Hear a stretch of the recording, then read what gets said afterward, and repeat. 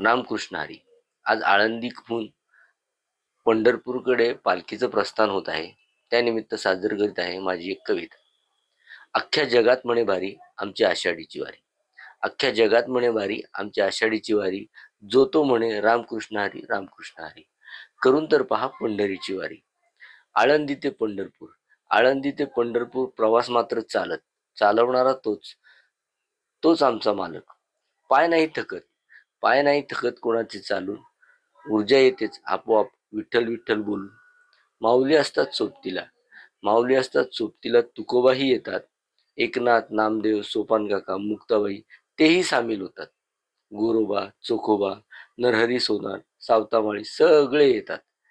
करून सर्व संत मंडळी गोळा. निघाला हा वैष्णवांचा मेळा. पाहण्या तो विठ्ठल याची देही याची डोळा.